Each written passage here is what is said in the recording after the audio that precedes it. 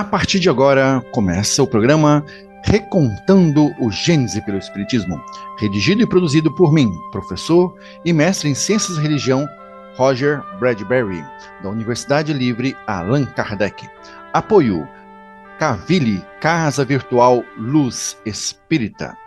O programa Recontando o Gênesis pelo Espiritismo é transmitido gentilmente pela Web Rádio Cavili, que vai ao ar semanalmente às terças-feiras, às 21 horas, e com reprises às quartas e aos sábados, 3 horas da manhã, e às quintas-feiras, às 10 da manhã, e aos domingos à noite, 19 horas.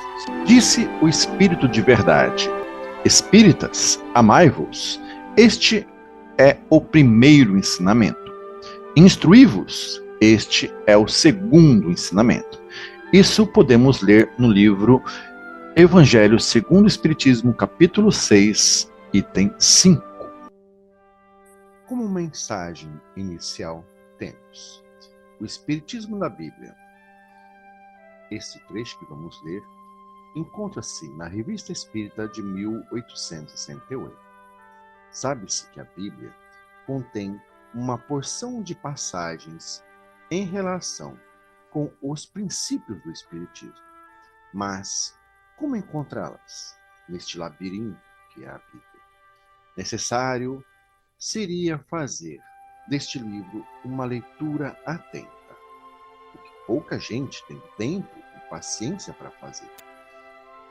Algumas mesmo, sobretudo em razão da linguagem, o que das mais vezes figurada, a ideia espírita só aparece de maneira clara após reflexão. E na Revista Espírita de 1864 lemos: muitos pontos da Bíblia, do Evangelho e de autores sacros em geral são ininteligíveis e até mesmo parecem irracionais, apenas por falta da chave para compreender o seu sentido verdadeiro. Essa chave está inteiramente no Espiritismo. Assim como já puderam convencer os que estudaram seriamente e como, mais tarde, melhor será reconhecido. O Espiritismo se encontra por toda parte, na antiguidade e em todos os períodos da humanidade. Por toda parte se acham os seus traços escritos nas crenças e nos monumentos. É por isso que, se ele abre horizontes novos para o futuro, o Espiritismo lança uma nova luz, não menos viva, sobre os mistérios do passado. Eu sou o professor e mestre em Ciência e Religião, Roger Bradbury. Bora lá, coragem, venham comigo. E é com muita satisfação e alegria que retomamos agora a série de estudos sistematizados recontando o Gênese pela hermenêutica espírita. E hoje, como 16º encontro, teremos como tema a expulsão do paraíso, uma releitura do livro bíblico O Gênesis, à luz das obras básicas da codificação espírita e suas obras subsidiárias. No encontro anterior, tratamos da geração de heróis. E no programa de hoje, continuaremos a fazer uma interpretação detalhada e minuciosa dos capítulos de 6 a 11 do Gênesis Mosaico. E como epígrafe temos: e os homens terrenos começaram a multiplicar-se sobre a face da terra. Eles nasceram filhas formosas que encantaram os filhos de Deus, que as tomaram para si. Então disse o Senhor: não contenderá o meu espírito para sempre com o homem. Isso lemos no livro de Gênesis, capítulo 6, versículos de 1 a 3. E agora vamos ao nosso texto base. Segundo o Espiritismo, a etnia adâmica foi uma nova etnia que surgiu na Terra, proveniente de migrações espirituais. não era meramente uma questão punitiva, mas uma simbiose, auxílio mútuo, que beneficiaria a ambos na relação de uma relação de dupla troca, onde haveria uma ajuda mútua entre os capelinos e os terrenos. A missão deles era auxiliar o desenvolvimento intelectual e também tecnológico do planeta Terra, ajudar os habitantes terráqueos primitivos a se elevarem espiritualmente, tal como o faz um irmão mais velho. Esta etnia, enxertada aqui, não surgiu milagrosamente, com os anjos engravidando mulheres, nada belas, segundo os padrões atuais de beleza, ou vindas do espaço, em naves extraterrestres. Mas ocorreu de forma natural, pela reencarnação, ou seja, por uma descendência biológica de outras tantas etnias mais aperfeiçoadas. E isso podemos ler no livro Visão Espírita da Bíblia, de Herculano Pires, capítulo 25.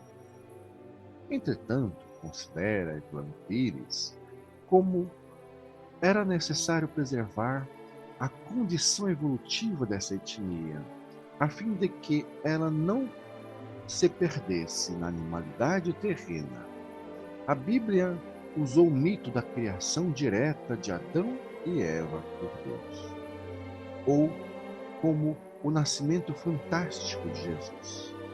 E tal como muitos mitos gregos, os heróis filhos de Zeus com as humanas, Hércules, Teseu, Perseu, na mitologia grega. Insistir na aceitação literal dessas coisas, a pretexto de que a Bíblia é a palavra de Deus, só serve para desmoralizar a Deus, a Bíblia e a própria religião. Já é tempo das criaturas pensantes examinarem problemas tão sérios com maior seriedade. O que se pode e se deve fazer é interpretar o texto, desvendar-lhe o sentido e decifrar-lhe o símbolo, como o fez Allan Kardec. Isso lemos no livro Visão Espírita da Bíblia, capítulo 25. E aqui uma nota de rodapé. Usaremos nossos textos, nossos programas, o termo e o conceito etnia, por ir além dos caracteres físicos, morfológicos, comuns ao ser humano. Também, o termo etnia compreende fatores culturais. E um exemplo disso na doutrina espírita é que Emmanuel conta-nos que os exilados de Capela, divididos aqui na Terra em 4 grandes grupos humanos, se fixaram em novos povos mais antigos, obedecendo então às afinidades que tinham em Capela, na constelação de Colcheiro. Afinidades sentimentais e linguísticas, que são fatores culturais, e assim se associaram aqui na Terra.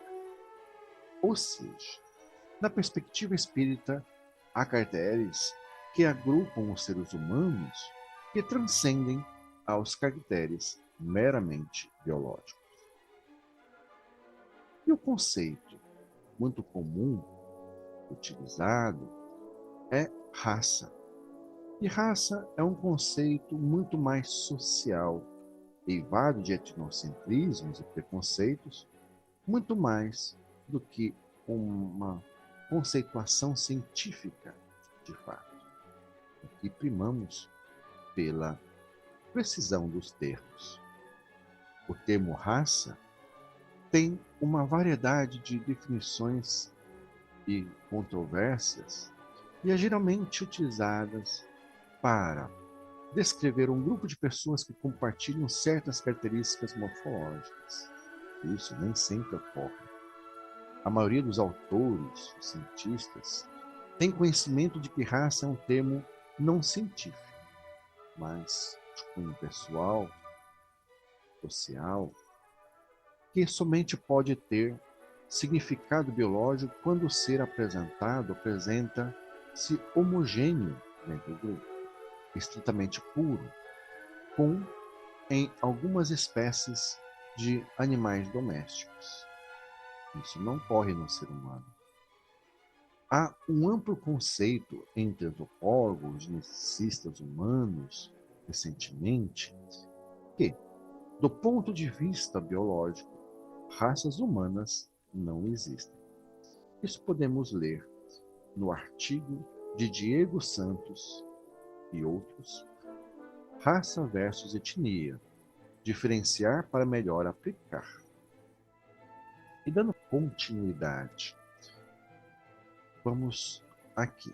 Sobre essa transmigração planetária de Capella para o planeta Terra, creio que melhor descrição ainda é a de Emmanuel, que nos conta que há muitos milênios, um dos planetas, um dos orbes da Capella, da constelação de Cocheiro, esse orbe guarda muitas afinidades com o globo terrestre, que hoje atinge a culminância de um dos seus extraordinários ciclos evolutivos, como outrora acontecera em Capella.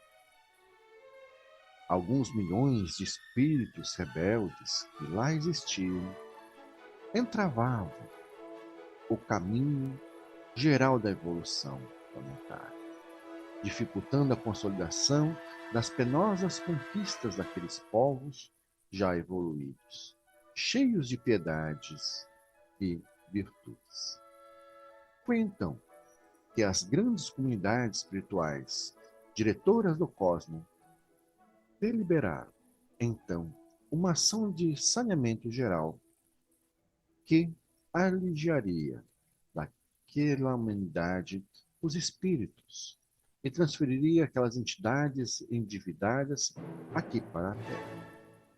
Foi assim que Jesus recebeu as etnias adâmicas, que guardavam vaga lembrança da sua situação pregressa, descendo o hino sagrado das reminiscências, as tradições de um paraíso perdido passaram de geração a geração, até que ficassem arquivadas nas páginas da Bíblia ou nas mitologias de muitos povos.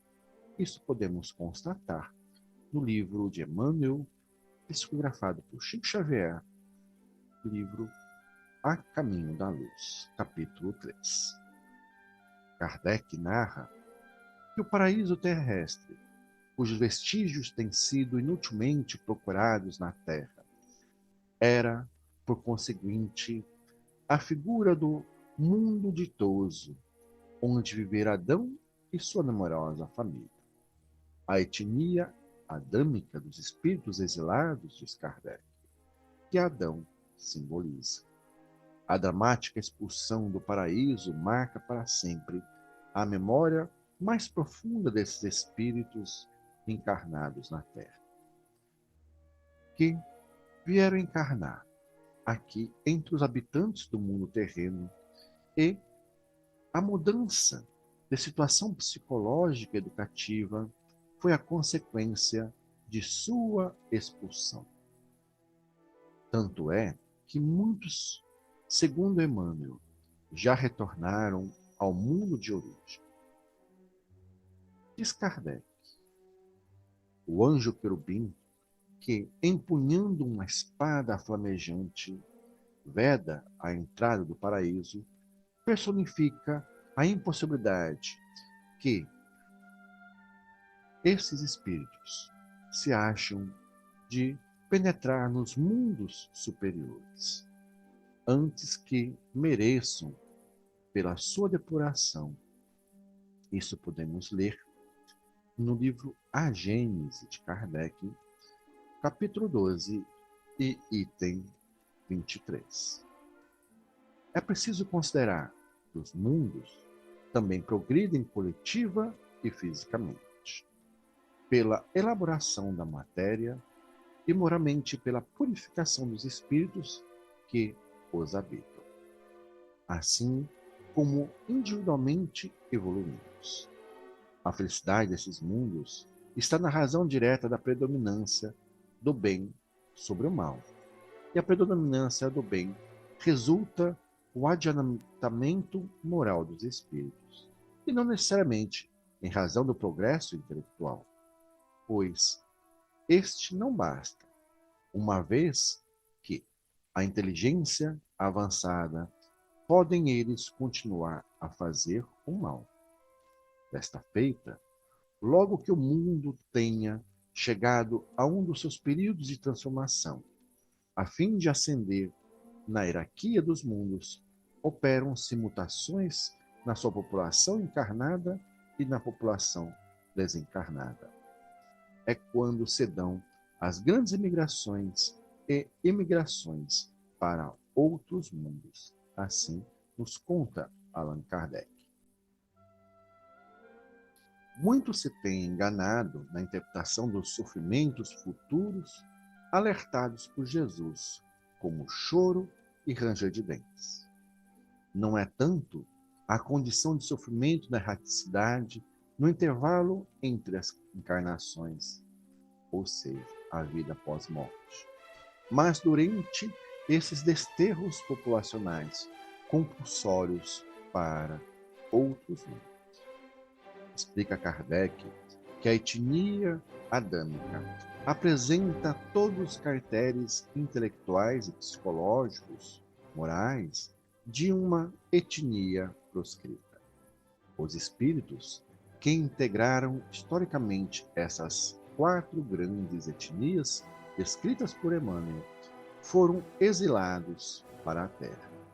A Terra que já era povoada por uma humanidade primitiva, imersa essa humanidade na ignorância que aqueles tiveram por missão fazer progredir, levando-lhes as luzes de uma inteligência desenvolvida. Esta era a contrapartida que deveriam esses espíritos exilados oferecer aos espíritos terráqueos. Não é, assim, esse, com efeito, o papel de uma etnia turbulenta que há desempenhado até hoje? Como exemplo, não temos que há 500 anos assistimos o choque econômico e cultural desses povos nas grandes navegações. A sua superioridade intelectual e bélica prova que o mundo de onde vieram esses espíritos que a compõem era mais adiantado que os espíritos primitivos da Terra.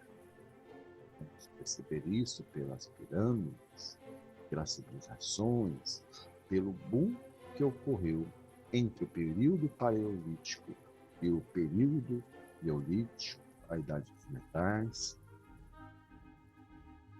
Considera Kardec que, havendo entrado aquele mundo, capela, um mundo distante, numa fase nova de progresso, e não tendo tais espíritos querido pela sua obstinação colocar-se à altura desse progresso, de lá foram deslocados, pois constituíram um obstáculo à marcha providencial das coisas. Foram, em consequência, desterrados de lá e substituídos por outros que aquele planeta merecia. Isso podemos ler no livro A Gênese de Kardec, capítulo 12 e item 45. Relegando aquela etnia para esta terra de labor e de sofrimentos, teve Jesus, que os recebeu para lhes dizer: da terra árida e pedregosa tirarás o alimento com o suor de teu rosto. E, na sua mansuetude, prometeu-lhe que ele mesmo viria como um Salvador, isto é, um ser que a esclareceria sobre o caminho que lhe cumpria tomar para sair desse lugar de miséria, desse inferno, e ganhar a felicidade dos eleitos em mundos superiores. Esse Salvador, vindo na pessoa do Cristo, que ensinou a essa etnia a lei de amor e de caridade, que ela desconhecia e que seria a verdadeira âncora de salvação. Isso também lemos no livro A Gênese, capítulo 12 e item 45. Conta-nos, Emmanuel, que tendo ouvido a palavra do Mestre Jesus, o Divino Mestre, antes de se estabelecerem no mundo, as etnias adâmicas, nos seus grupos insulados, guardaram a reminiscência das promessas de Cristo. Memórias que foram fortalecidas com o envio periódico de seus missionários e mensageiros. Eis porque as epopeias do Evangelho foram previstas e cantadas em várias partes do mundo, em alguns milênios antes da sua vinda. Os enviados do infinito falaram, a China milenária, os iniciados do Egito esperavam-no com as suas profecias. Na Pérsia, idealizaram a sua trajetória. Na Índia védica, era conhecida quase toda a história evangélica. E o povo de Israel, durante muitos séculos, cantou-lhes as glórias divinas através da palavra dos seus profetas mais eminentes. Uma secreta intuição iluminava o espírito divinatório das massas populares. Todos os povos esperavam por Jesus, em seu seio acolhedor. Todos o queriam, localizando em seus caminhos a sua expressão sublime e divinizada. Isso lemos no livro A Caminho da Luz, psicografado por Chico Xavier, pelo Espírito de Emmanuel, capítulo 3. E por hoje vamos ficando por aqui. No próximo encontro, vamos tratar um pouco mais sobre o trabalho, o descanso e a escravidão. Continuaremos em nova oportunidade. Paz e luz a todas e todos.